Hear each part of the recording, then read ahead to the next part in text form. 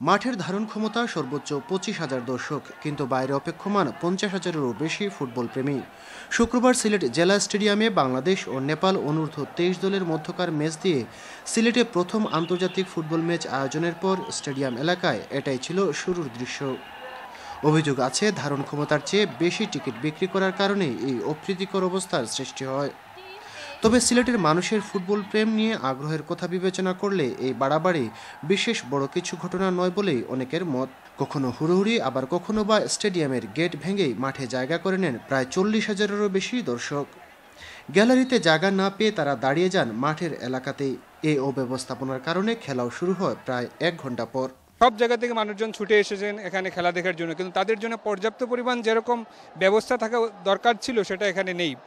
এবং নিরাপত্তার বিষয়টা আমরা বারবার বলছি, কারণ একটা গেটও কিন্তু এখন দেখা যাচ্ছে যে এখন আর বন্ধ নেই বা কারো কন্ট্রোলে নেই, সবগুলো মানুষের দখলে। আসলে দেখেন, আমরা অনেক কষ্ট করে কিন্তু স্টেডিয়ামে ঢুকেছি, আমাদের টিকিট ছিল, কিন্তু দেখা গেল যে ব্যবস্থাপনার অভাবে এখানে হাজার হাজার লোক ঢুকে গেছে। যারা জেনুইন টিকিট নিয়ে ঢুকেছে তাদের কিন্তু কোনো অস্তিত্ব পাওয়া যাচ্ছে না, অর্থাৎ যারা টিকিট ছাড়া ঢুকেছে তারা পুরো জায়গা ব্লক করে রেখেছে। আর বিশেষ করে একটা জিনিস আমাদের জন্য আশাব্যঞ্জক ছিল যে সিলেটে আন্তর্জাতিক ম্যাচ হচ্ছে, এরকম আরও ম্যাচ হওয়া প্রয়োজন, তবে তার আগে সবার আগে ব্যবস্থাপনার দিকটা দেখতে হবে। এটাই মানে আমাদের সিলেটিদের জন্য অনেক একটা বড় পাওয়া যে প্রথম হচ্ছে যে আন্তর্জাতিক একটা ম্যাচ এই প্রথম সিলেটে হচ্ছে, আর দ্বিতীয়ত হচ্ছে যে বড় দুঃখ ভরা ইয়ে নিয়ে বলতে হয়, যেটা হচ্ছে যে পুরো অব্যবস্থাপনা, প্রশাসন নেই, একজন করে হুট করে কোথা থেকে কে চলে আসতেছে। শুরুর ব্যবস্থাপনার মতোই ম্যাচের শুরুটাও ছিল গোলমেলে। দু দলেই আক্রমণের চেষ্টা চালিয়ে গেলেও প্রথমার্ধ শেষ হয় গোল শূন্যভাবেই।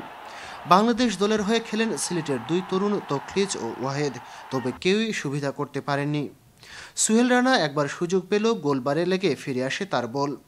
তবে পুরো ম্যাচে বাংলাদেশ ভালো খেললেও একটিমাত্র সুযোগে ম্যাচের ফলাফল নির্ধারণী গোল পেয়ে যায় নেপাল।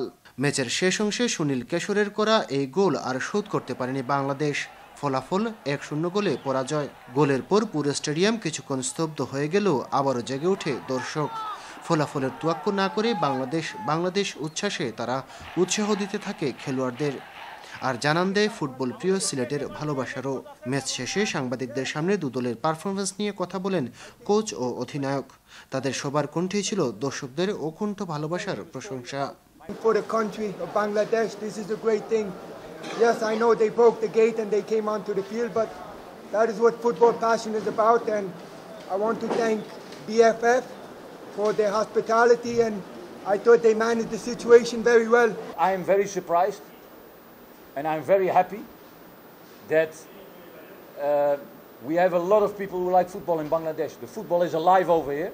সকল অব্যবস্থাপনা আর ভোগান্তিকে ভুলে যেতে চান সিলেটবাসী। ফুটবল প্রিয় এ অঞ্চলে মানুষ চান আরও অনেক বেশি আন্তর্জাতিক ম্যাচের আয়োজন করা হোক এখানে, কারণ ফুটবলের জন্য যে আবেগ ও প্রাণের জোয়ার তার শেষ নেই সিলেটবাসীর। সজল ছত্রী, চ্যানেলস নিউজ, সিলেট।